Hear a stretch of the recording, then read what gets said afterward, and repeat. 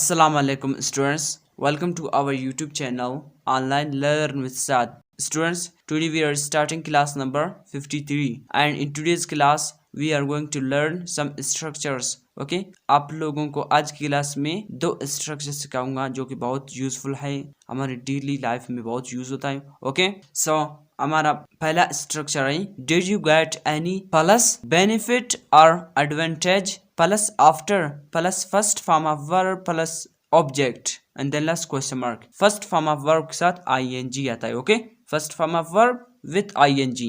Did you get any plus benefit और advantage. Benefit advantage ये दो वर्ड्स हैं यहाँ, लेकिन इनका जो मीनिंग्स निकलेंगे वो एक ही निकलेगा. ओके, वो है फायदे. बेनिफिट फायदे, एडवांटेज फायदे. ओके, आप लोग इन दोनों में से किसी को अपने सेंटेंस में लगाई, आपका सेंटेंस राइट होगा. Okay, plus after plus first form of verb with ING plus object and then last question mark. Okay, so हमारे पास पहला जुमला है आपको इससे कुछ फायदा हुआ. आपको इससे कुछ फायदा हुआ. आपको इससे कुछ फायदा हुआ. सो हम पहले क्या करेंगे कि हम स्ट्रक्चर को देखेंगे, कि फार्मूला को देखेंगे कि इस जुमले का इंग्लिश हम कैसे ट्रांसलेट करें. ओके, सो पहले स्ट्रक्चर को देखेंगे. स्ट्रक्चर में पहले है डिड यू गेट एनी. यहाँ तक है तो हम लिखेंगे did you get any and then benefit और एडवांटेज. तो यहाँ दो है, आप लोग इन दोनों में से किसी को लगाए, लेकिन मीनिंग्स एक ही निकलेगा. ओके, वो है फायदा. तो मैं यहाँ यूज करता हूँ बेनिफिट का. ओके, आप एडवांटेज का भी यूज कर सकते हैं. सो मैं यहाँ बेनिफिट का यूज करता हूँ. बेनिफिट एंड देन जुमले में क्या है इससे. So from it. यहाँ first form of verb with ING नहीं आया और आफ्टर नहीं आया, डायरेक्ट आया ऑब्जेक्ट इससे. ओके, सो लिखेंगे इससे कि English from it. So English translate पूरा बनेगा did you get any benefit from it. Did you get any benefit from it. आपको इससे कुछ फायदे हुआ. Did you get any benefit from it. Last में आता है क्वेश्चन मार्क. ओके, ये सवालिया स्ट्रक्चर है. आप लोगों को बहुत इंशाल्लाह पसंद आएगा और डेली लाइफ में आपका बहुत यूज होता है. आप लोगों को खुद पता होगा इंशाल्लाह. सो हमारे पास दूसरा जुमला है इसे करने से कोई फायदा हुआ. इसे करने से कोई फायदा हुआ. सो इंग्लिश ट्रांसलेट है did you get any benefit after doing this work. Did you get any benefit after doing this work. इसे करने से कोई फायदा हुआ. Did you get any benefit after doing this work. Last में क्वेश्चन मार्क आता है. ओके, सो हमारे पास तीसरा जुमला है इस लड़के को मारने से कुछ फायदा हुआ. इस लड़के को मारने से कुछ फायदा हुआ. सो इंग्लिश ट्रांसलेट है did you get any benefit after killing that boy. Last में आता है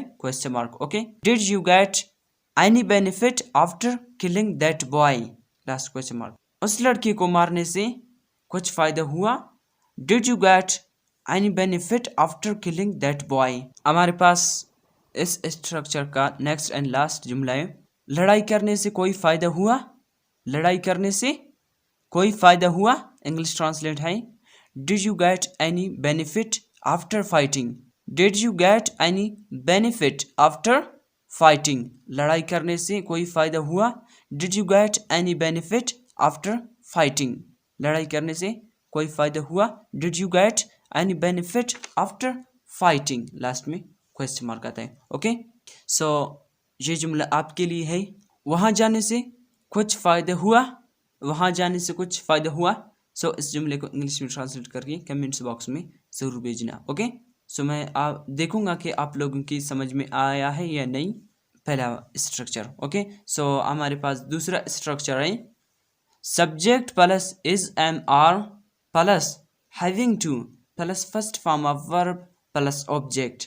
Subject plus is am are plus having to plus first form of verb plus object. So हमारे पास ये दूसरा जुमला नहीं है, स्ट्रक्चर है. ओके, सो पहला जुमला है मुझे रोज वहां जाना पड़ रहा है. मुझे रोज वहां जाना पड़ रहा है. पढ़ रहा है. मुझे रोज वहां जाना पड़ रहा है. सो इस जुमले को इंग्लिश में हम कैसे ट्रांसलेट करेंगे. सो पहले फार्मूले को देखेंगे, स्ट्रक्चर को, कि इस जुमले को इंग्लिश में कैसे ट्रांसलेट करना है, किस तरह से. ओके, सो सब्जेक्ट है मुझे, तो मुझे की इंग्लिश लिखेंगे I and then is am are से कोई एक चूज करेंगे. तो आई के साथ यकीनन एम आएगा and then plus having to. Having to लगाएंगे, I am having to, and then having to के बाद फर्स्ट फॉर्म ऑफ वर्ब है जाना, तो जाना की इंग्लिश लिखेंगे गो, एंड देन ऑब्जेक्ट वहाँ, तो वहाँ की इंग्लिश लिखेंगे देयर, एंड देन टाइम आ गया रोज, तो लिखेंगे daily. Okay, I am having to go there daily, I am having to go there daily, मुझे रोज वहाँ जाना पड़ रहा है, I am having to go there daily. Okay, इसी तरह इजीली। सो दूसरा जुमला है हमारे पास, उसे रोज घर का काम करना पड़ रहा है, उसे रोज घर का काम करना पड़ रहा है। सो इंग्लिश ट्रांसलेट है, he is having to do homework daily, he is having to do homework daily, he is having to do homework daily, उसे रोज घर का काम करना पड़ रहा है। ओके, तीसरा जुमला है, सफीउल्लाह को उनका कहना मानना पड़ रहा है, सफीउल्लाह को उनका कहना मानना पड़ रहा है। सो इंग्लिश ट्रांसलेट है, Safiullah is having to obey daily, यानी कि ओबी माने कहना मानना। Okay, so Safiullah is having to obey daily, Safiullah को उनका कहना मानना पड़ रहा है। सो हमारे पास चौथा जुमला है, उन्हें रोज पढ़ना पड़ रहा है, उन्हें रोज पढ़ना पड़ रहा है। सो इंग्लिश ट्रांसलेट है, they are having to study daily, they are having to study daily, they are having to study daily, उन्हें रोज पढ़ना पड़ रहा है। Okay, so my dear students, एक और बात है जो मैं आप लोगों को बताना चाहता हूँ कि मैं लेट वीडियो इसलिए भेजता हूँ क्योंकि मेरे पास टाइम नहीं होता है। ओके, मैं बिज़ी होता हूँ अक्सर, तो इसलिए नहीं बना पाता वीडियो। इंशाल्लाह कोशिश करता हूँ। ओके, सो इस क्लास को हम यहीं पे ख़त्म करते हैं। आज क्लास में यही सीखना काफ़ी है। ओके, सो तब तक के लिए मुझे इजाज़त दीजिए, दुआ में याद रखिएगा। अल्लाह हाफिज़।